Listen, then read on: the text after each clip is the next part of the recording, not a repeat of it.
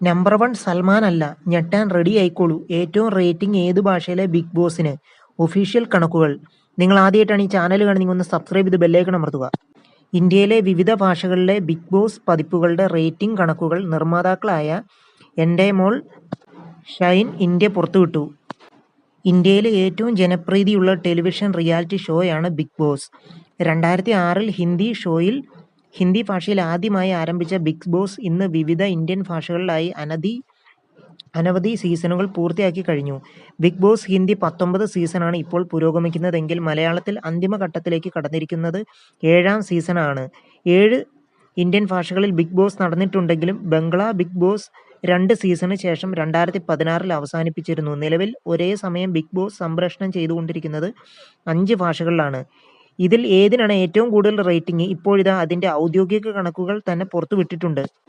Big boss നിർമ്മാതാക്കളായ എൻഡോമോൾ Shine ഇന്ത്യയാണ് വിവിധ ഭാഷകളിലെ ബിഗ് ബോസിൻ്റെ റേറ്റിംഗ് ക്രോഡീകരിച്ച് പുറത്തുവിട്ടിരിക്കുന്നത്. ഇതനുസരിച്ച് മിക്കവരും കരുതുന്ന പോലെ സൽമാൻ ഖാൻ അവതാരകനാകുന്ന ഹിന്ദി ബിഗ് ബോസിനല്ല ഏറ്റവും കൂടുതൽ റേറ്റിംഗ്.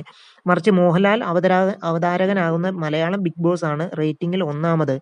ഹിന്ദിക്കൊപ്പം തമിഴ്, തെലുങ്ക്, കന്നഡ ഭാഷാ പതിപ്പുകളെ മറികടന്നാണ് ബിഗ് ബോസ് മലയാളം വൻ നേട്ടം സ്വന്തമാക്കിയിരിക്കുന്നത്.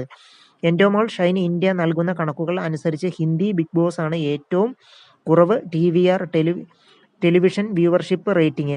1ാം സ്ഥാനത്തുള്ള മലയാളത്തിൻ്റെ റേറ്റിംഗ് 12.1 ആണ്. തെലുങ്ക്, കന്നഡ പതിപ്പുകൾക്കും 10-ന് മുകളിൽ റേറ്റിംഗ് ഉണ്ട്. തെലുങ്ക് പതിപ്പിൻ്റെ റേറ്റിംഗ് 11.1, കന്നഡയുടേത് 10.1 എന്നിങ്ങനെയാണ് കണക്കുകൾ. വിജയ് സേതുപതി നിലവിൽ അവതാരകനായുള്ള തമിഴ് ബിഗ് ബോസിൻ്റെ റേറ്റിംഗ് 5.61 ആണ്. ടാർഗറ്റ് ഓഡിയൻസിലെ എത്ര ശതമാനം ഒരു നിശ്ചിത സമയത്ത് ഒരു ടെലിവിഷൻ ചാനലോ അതല്ലെങ്കിൽ ഒരു നിർദ്ദിഷ്ട പരിപാടിയോ കാണുന്നു എന്ന കണക്കിനെയാണ് TVR കാണാൻ സാധ്യതയുള്ള പ്രേക്ഷകരിൽ എത്ര പേർ ഷോ കണ്ടു എന്ന് അണിയറക്കാർ അറിയിക്കുന്നതിനുള്ള കണക്കാണ് ഇത്. ടെലിവിഷൻ ഇൻഡസ്ട്രിയിൽ ഒരു പരിപാടിയുടെ ജനപ്രീതിയും പരസ്യമൂല്യവും അളക്കുന്നത് ഈ റേറ്റിംഗിലൂടെയാണ്. നിങ്ങൾ ആദ്യമായിട്ടാണ് ഈ ചാനൽ കാണുന്നതെങ്കിൽ ഒന്ന് സബ്സ്ക്രൈബ് ചെയ്ത് ബെല്ലൈക്കൺ അമർത്തുക.